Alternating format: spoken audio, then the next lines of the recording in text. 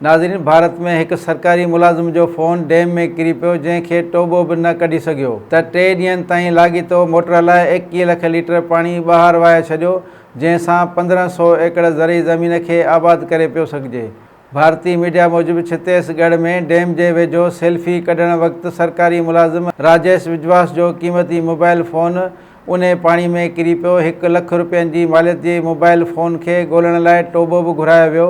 टोबे जी नाकामी ते सरकारी मुलाज़िम अनोखी अटकल सां कमु वरितो ऐं 30 हाउस पावर जो मोटर लॻाराए 3 ॾींहंनि ताईं मुसलसल हलाईंदो रहियो। एतिरे क़दुरु जो पाणी जो ज़ख़ीरो 1 फुट खां बि घटि रहिजी वियो।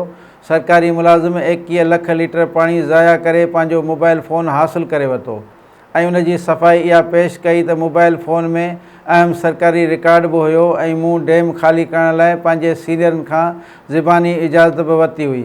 जॾहिं त खाते सरकारी मुलाज़िम जो उज़ुर क़बूल न कंदे खेसि मुअतल करे छॾियो आहे।